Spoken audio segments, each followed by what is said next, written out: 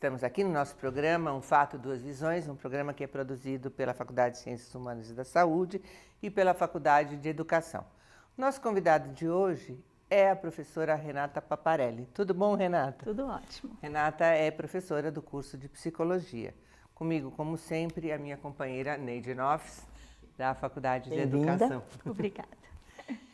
Neide, eu ia começar conversando com você. Renata, você, né, Marcos? O nosso tema hoje é saúde do trabalhador. Uhum. É uma saúde específica? Bom, então, em primeiro lugar, eu gostaria de agradecer pelo convite. Adorei, muito bacana poder participar e contar um pouco, né, das coisas que a gente faz, que acabam muitas vezes ficando ali entre a gente e os alunos, né? Existe um processo de saúde especificamente relacionado com o processo de trabalho, né? Então, existem adoecimentos específicos para determinadas categorias profissionais. A gente vê isso com as prevalências, né? Estatísticas mesmo. Sabe contar o que é prevalência para o nosso espectador? Tá certo. A prevalência é a porcentagem de incidência de um determinado agravo. Então, veja, entre professores, por exemplo, tem muita depressão. Essa é boa, né? Essa é boa. Essa é ruim, né? Entre bancários, você tem altos índices disso, né? Então, é isso que é a prevalência. E aí, é claro que essas características não são essenciais das profissões, né? Elas têm a ver com o modo como as profissões estão sendo organizadas, né? O processo de trabalho propriamente dito. E por isso é importante saber quais são os problemas para a gente poder fazer intervenções de modo a impedir que eles aconteçam. E a gente, quando pensa saúde, né, Neide? A gente pensa saúde do médico. Uhum. Saúde médico. Uhum. E como é que a gente pode pensar saúde e psicologia? Uhum. A minha área de especialidade mesmo, né, é saúde mental relacionada ao trabalho. Claro que a saúde mental, ela não está separada, né, da saúde do corpo, vamos dizer assim. Existe uma inter-relação entre essas coisas, mas o que a gente nota é que, infelizmente, né, vem havendo um aumento muito grande de transtornos mentais relacionados ao trabalho. Então, aí é de saúde mental mesmo. Problemas como depressões, burnout, síndrome do esgotamento profissional, estresse pós-traumático relacionado ao trabalho, alcoolismo crônico relacionado ao trabalho. Então, nós temos diversos agravos à saúde mental que vem tendo, infelizmente, aumentado, né, sua frequência, sua prevalência. A saúde mental sempre vem acompanhada de um componente orgânico? Ou mental orgânico, como que é essa questão? Ótima questão. Existe um problema sério de saúde, que é um dos mais, é um problema muito frequente, que são as lesões por esforços repetitivos, ou o nome mais atual é distúrbios osteomusculares relacionados ao trabalho. A gente costuma conhecer... Antigo LER. Isso, a gente costuma conhecer como doença do digitador, mas é um conjunto de agravos à saúde, que então tem desde tendinite, síndrome do túnel do carpo, epicondilite, bursite, pescocite, desfiladeiro torácico, pescocite. Esses agravos, eles estão relacionados ao trabalho e eles, sim, desencadeiam processos psíquicos. Então, veja, de um lado, o mesmo trabalho que produz LER-DORT, é um trabalho que produz sofrimento psíquico. Além disso, a instalação desse tipo de agravo, como é uma doença crônica, como é uma doença que é de dor crônica, produz também outros tantos problemas psicológicos. Então, é muito comum vir um bem bolado aí, né? LER-DORT, depressão e outros transtornos. Mas aí, professora, você está dizendo que ele tem um transtorno, um problema, que é gerado pelo trabalho. Uhum. Aí, a gente trabalha com ele volta para o trabalho? Então, muito boa essa questão, né? Então, assim, primeiro só dizendo, e há outros transtornos que não têm um componente físico muito claro, como, por exemplo, no caso das LER-DORT. Aí, trazendo para essa tua questão, no campo da saúde do trabalhador, a gente atua também na intervenção e no local de trabalho, né? Eu não faço isso desde a universidade, de modo direto, porque para isso você precisa ter uma licença pública, né? Enfim, quem faz esse tipo de trabalho é o Centro de Referencial de Trabalhador. Faz o quê? Então, a partir do conhecimento do tipo do processo de trabalho e da sua penosidade, periculosidade, insalubridade, o Centro de Referencial de Trabalhador, junto com a Vigilância Sanitária, Vigilância Epidemiológica, faz uma atividade que a gente chama de Vigilância em Saúde do Trabalhador. Identifica problemas a partir de uma equipe interdisciplinar que vai ao local de trabalho, identifica problemas e estabelece uma mesa de negociações com um cronograma de intervenções, uma espécie de TAC. Isso acontece mesmo numa empresa, vamos dizer, uma empresa de capital privado? Sim, sim, de capital privado. Basicamente, na verdade, acontece muito menos do que deveria em instituições públicas, né? Porque aí a gente tem uma questão, que é o Estado fiscalizando o Estado, né? Então, quando eu falo de vigilância, eu estou falando isso fundamentalmente de instituições privadas. E é claro, a ideia não é que para cada instituição haja um fiscal. Portanto, quando você faz vigilância, por exemplo, vigilância no setor metalúrgico. E daí você produz regras, né, para todo aquele setor produtivo, né? E aí você conta com sindicatos de trabalhadores, você conta com a sociedade civil mesmo, a sociedade, para fazer essa fiscalização. Como você vê, porque há muitas recomendações ao trabalhador, usando da minha área. Professora, eles falam, cuidem da voz. Cuidem da voz, cuidem da voz. E como fica isto para as pessoas incorporarem essas recomendações? Porque é um trabalhador, e como você vê isso, como você atua nisso, se você atua, como lidar com isso? Perfeito. Então, nos estágios, né, que eu supervisiono na graduação, nós desenvolvemos trabalhos com vários tipos de profissionais. E na Clínica do Trabalho, que é um projeto que eu coordeno na própria Clínica Psicológica da PUC, também, né? Na Clínica Psicológica da PUC, nós, por exemplo, atendemos grupos de educadores. Certo. Educadores encaminhados pelo Departamento de Saúde do Servidor Público Municipal, né? Que estão afastados do trabalho com problemas de voz, mentais, osteomusculares, um conjunto de coisas. Isso, um pool.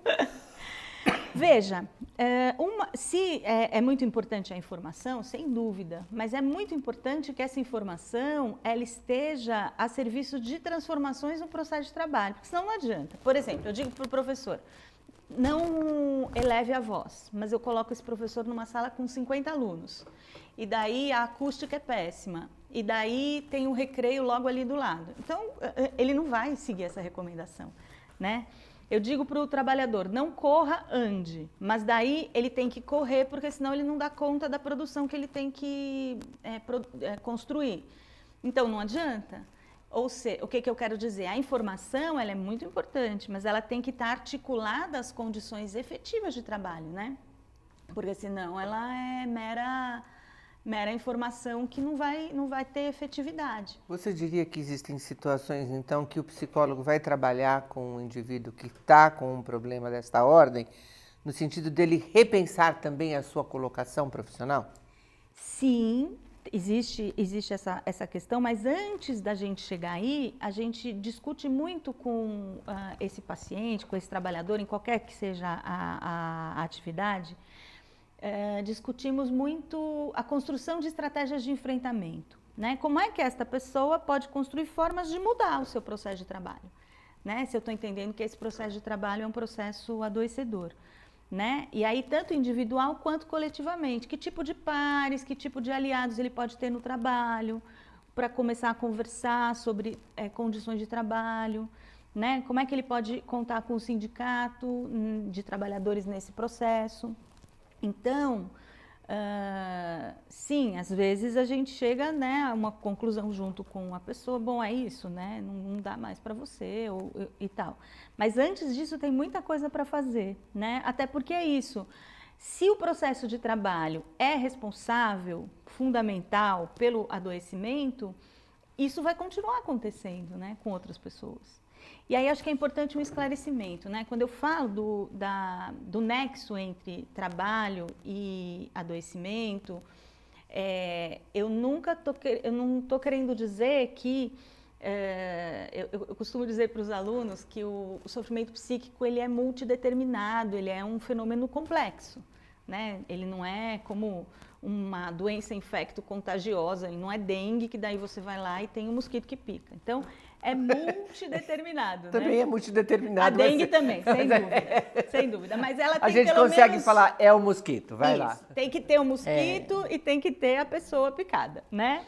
No caso do processo mental, é de outra ordem, de outra natureza. E aí, quando a gente fala que tem nexo com o trabalho, a gente não está querendo dizer que o trabalho é a única determinação. A gente está dizendo que no interior das múltiplas determinações, quando o trabalho é importante, daí a gente estabelece o nexo, né? Então, tem a vida da pessoa? Tem as questões pessoais, subjetivas. O complexo de Édipo, o inconsciente. O inconsciente, as coisas, aí as abordagens todas falando, né, dos mais diversos conceitos e entendimentos. Pode ter tudo isso, ótimo. Mas se o processo de trabalho ele é importante, a gente estabelece o nexo. E é assim, um exemplo de incompatibilidade entre as informações e necessidades e as possibilidades. O teleoperador, por exemplo, né, é uma categoria de trabalhadores onde há altíssima incidência de transtornos mentais, de suicídios relacionados ao trabalho, de distúrbios de voz, de um monte de problemas. O teleoperador faz? O teleoperador é toda essa ordem de gente que trabalha com headphone e digitando. Então, saques, todo mundo que liga para sua casa para vender alguma coisa, ou todo lugar para onde você liga para reclamar ou até para comprar alguma coisa. O bankphone, tudo isso é teleoperador. Né? É uma categoria tem muita gente, né? E ela é crescente, especialmente jovens. Esses trabalhadores e trabalhadoras simplesmente não podem sair do trabalho para ir ao banheiro. Se eles não podem ir ao banheiro, eles não podem beber água.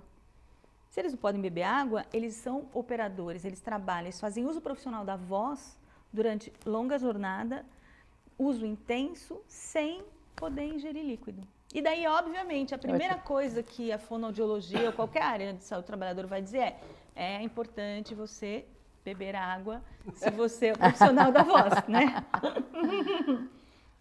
Mas ele não pode beber água, entende?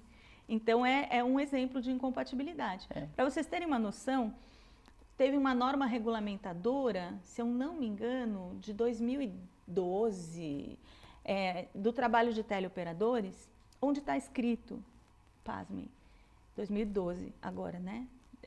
Depois de Cristo, 2012, não antes.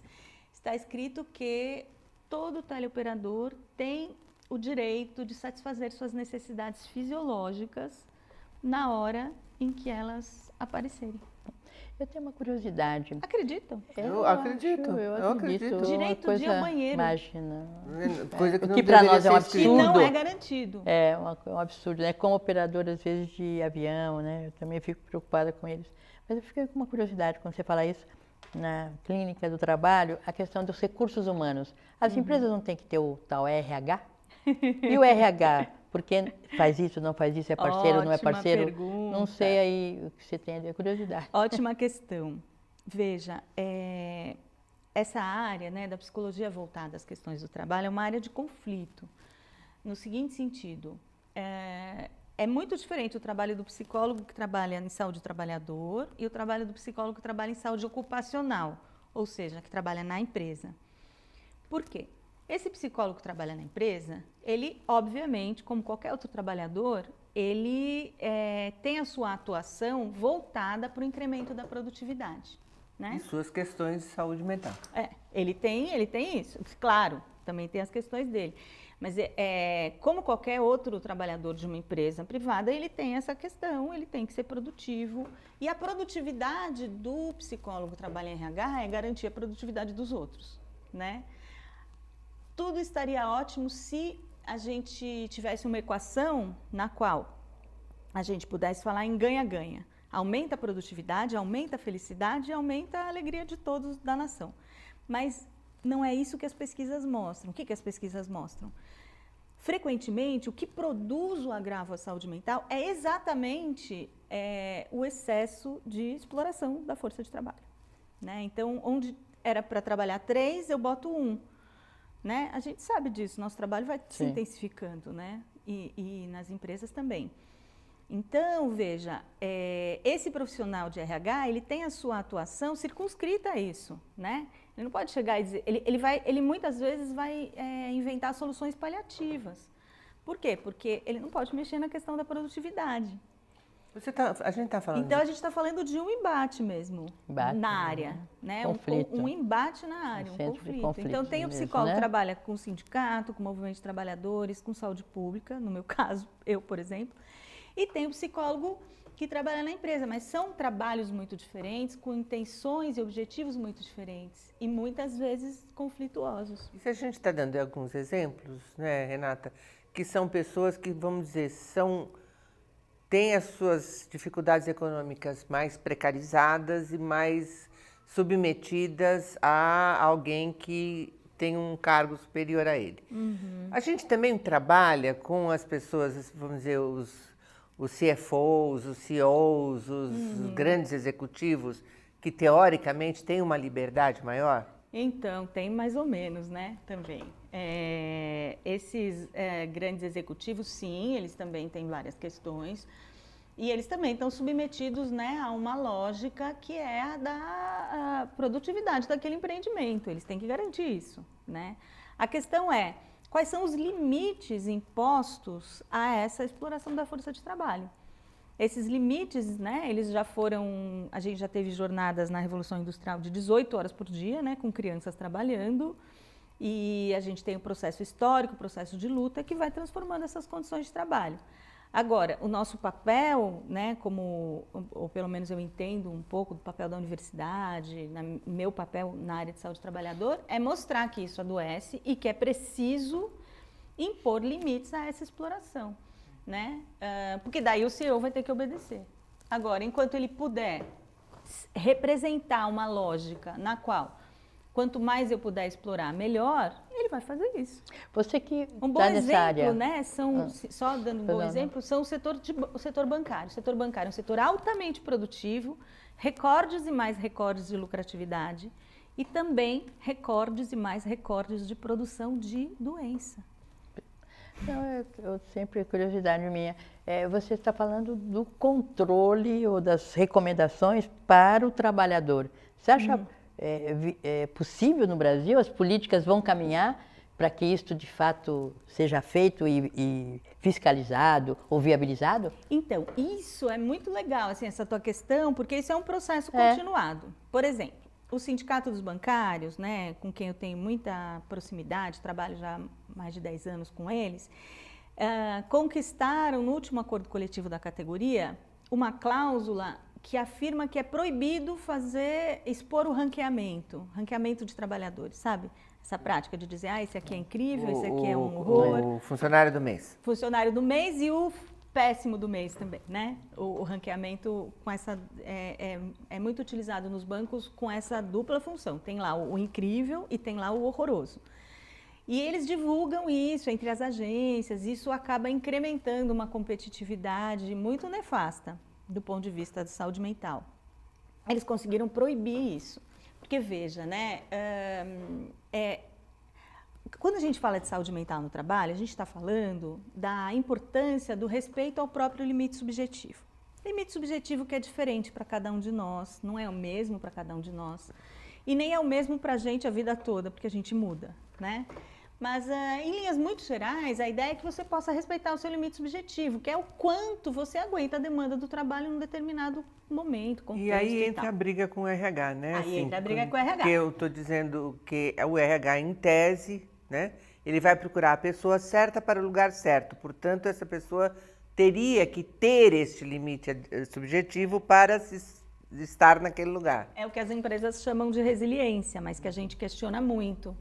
Que, primeiro, porque as pessoas mudam, né? Elas não são idênticas a si mesmas. Segundo, porque eu não tenho um limite subjetivo 10 e você um 11, você um 15, você um 39. A gente também varia, né? A questão é, uma das quedas de braço presentes aí é exatamente a seguinte: eu digo, meu limite é X, você diz, hahaha, quero que você dê 20x. Se um dia eu der 20x e no dia seguinte eu descansar, tudo bem, né? Como, por exemplo, quando a gente chega no fim do semestre, nós professoras, e que a gente morre de corrigir coisa, mas depois passa. Trata-se o trabalhador em geral nessa linha máxima, entendeu? Como exige-se dos trabalhadores em geral que eles sejam atletas de alto desempenho no dia da Olimpíada o tempo inteiro. E a gente sabe que atleta de alto desempenho tem uma vida laborativa curtíssima. E depois ele tem que casar com o fisioterapeuta, né? Porque com certeza. Ortopedista e tal. No caso, o trabalhador, a ideia é que então o bancário ele seja um atleta das vendas, um atleta de alto desempenho o tempo inteiro. Ninguém dá conta, ninguém aguenta fazer isso. Como que você trabalha psicamente com o próprio trabalhador? Porque ouvindo, fico imaginando, uma empresa vai falar, esse meu trabalhador é revoltado, está contra mim, está fazendo complô contra essa empresa, porque já está querendo trabalhar menos. Não gostou, a porta da rua você vendia da casa. Como vocês lidam com isso? Que é esse conflito entre... A gente está exatamente essa questão. A gente está no meio desse conflito, né? E eu assumo um lugar muito claro no meio desse conflito. Eu trabalho junto com o sindicato. Sim. Né? Então, a gente trabalha em algumas direções. Uma, desvelar estes processos de adoecimento. 2, pensar nas formas de enfrentamento, construir isso com os trabalhadores, em qualquer instância em que eu faça o meu trabalho. E 3, procurar traduzir isso não só academicamente, mas traduzir isso também como ferramenta de luta das categorias de trabalhadores, né? Políticas públicas, políticas de intervenção. Internas da empresa. Agora, é isso, assim, é um controle que tem que vir da sociedade, que tem que vir do Estado para a empresa, porque se a empresa pode, ela faz. Simples assim. Isso não é nenhum tio Sam ou qualquer outra coisa assim maluca de maquiavelismo, nem nada. É a lógica do modo capitalista de produção. Se eu posso explorar mais, eu vou explorar mais. Acabou. Se eu tiver limites, eu vou ter que respeitar. Com aquela fachada, né? Que não é de explorar, simplesmente você pode. Isso. Você pode, você quer, você fará. Isso mesmo. Como é que você definiria o que é saúde mental do trabalhador? Porque, assim, quando você pode olhar para uma pessoa e dizer assim, bom, essa pessoa está saudável. Essa é uma excelente pergunta também, né? Eu acho que a gente pode dizer que alguém está saudável no seu trabalho quando esse alguém não apenas gosta do trabalho, porque às vezes a gente gosta de coisa que não faz bem, né? Drogadição é isso, por exemplo. Dependência química é isso. Adoro cocaína, isso não me faz bem. Então, esse critério do gostar não é o mais importante. Mas sim, o quanto esse trabalhador, essa trabalhadora tem possibilidade de transformar o seu processo de trabalho, de respeitar o seu limite subjetivo no trabalho. Minimamente, não estou falando de ele manda em todas as coisas do trabalho, mas ele tem algum domínio, que vai desde poder ir ao banheiro quando tem vontade, né? Claro. Que é o básico, até, por exemplo, manejar um pouco as horas, as jornadas, né? E aí vai variar um pouco de trabalho para trabalho. Mas quando ele tem controle sobre o processo de trabalho, em síntese. De alguma maneira, ele também é um protagonista Isso, do seu espaço de trabalho. Exatamente, quando ele é protagonista, exatamente. Quando ele não está sujeitado, quando ele não é apenas tomado como um objeto nesse processo de trabalho. Você falou que você trabalha bastante com o sindicato e, portanto, lá no sindicato, os trabalhadores procuram o sindicato, mas você também trabalha na clínica psicológica da PUC, São Paulo. Nesse local, as pessoas também procuram o seu trabalho individualmente? Sim, nós fazemos atendimentos em grupo, atendimentos individuais, várias categorias profissionais, cada uma aí com seus problemas, suas questões, mas em geral uma questão que é importante é essa, né? Ser protagonista ou não do seu processo de trabalho. Eu estou colocando porque acho que é legal também as pessoas saberem que podem procurar por você. Pode procurar a clínica psicológica. Se você desconfia que tenha questões relacionadas ao trabalho, na clínica é importante chegar e dizer assim, eu queria ir para a clínica do trabalho, que daí a gente faz uma avaliação inicial. Né? E eles podem procurar isso no site da PUC. Nosso horário está terminando, eu queria te agradecer muitíssimo, acho que tem um monte de coisa para a gente conversar, mas nós vamos parar por hoje, deixando as pessoas com vontade de quero mais, né, mais. Neide? Então. Tá ótimo, gente. Eu agradeço muito, viu, pela conversa, uma conversa introdutória e muito bacana. Adorei, obrigada. Até mais, Até a muito próxima. obrigada.